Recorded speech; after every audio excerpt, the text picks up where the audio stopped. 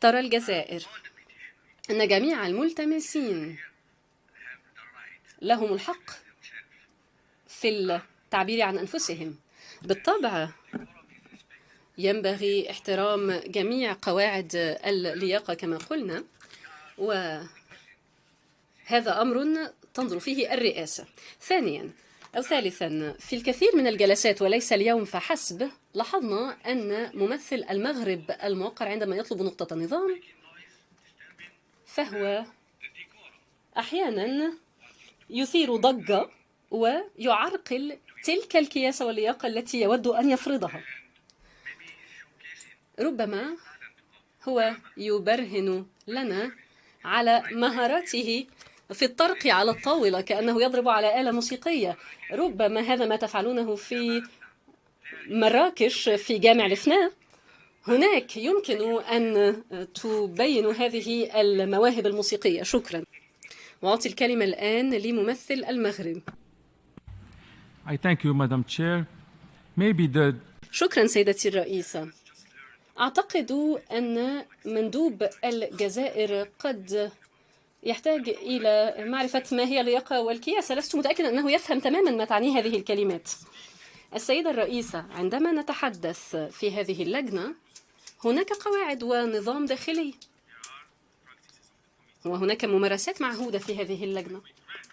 عندما نمنح الملتمسين حق الحديث ينبغي أن يتحدثوا باحترام لمؤسسات الدول الأعضاء، أن يتحدثوا باحترام بشأن المسائل التي يتطرقون إليها دون الهجوم على الدول الأعضاء.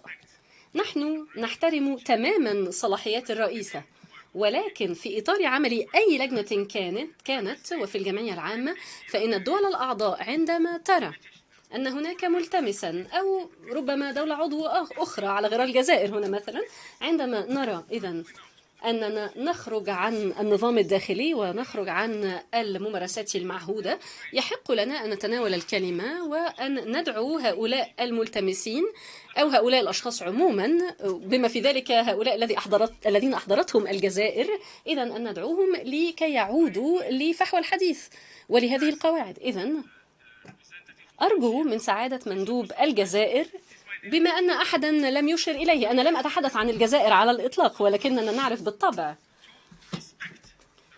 إذن ندعوهم إلى احترام حق الدول الأعضاء في طلب نقطة نظام، ومن حقنا أن نطلب وقف أي شخص عن الحديث إذا كان يتجاوز الحدود المتعارف عليها في ممارسات اللجنة. بالطبع للرئيسة صلاحيات، ولكن هناك أيضا نظام داخلي وممارسات في اللجنة. والآن إذا كان السيد مندوب الجزائر يحب مراكش إلى هذه الدرجة، ولا أعتقد أن هناك مدينة مماثلة لمراكش في الجزائر، أهلا به. يمكن أن يزور المدينة ويمكن أن يرى كيف هي مراكش وكيف تطورت على عكس بلده. يمكن أن تذهبوا أيضا لتروا أن البنك الدولي وصندوق النقد الدولي سيكونان حاضرين في مراكش وفي المغرب في وقت قريب، وسترون كيف تطورت وتقدمت بلادي. أشكر ممثل المغرب الموقر على هذه الملاحظات.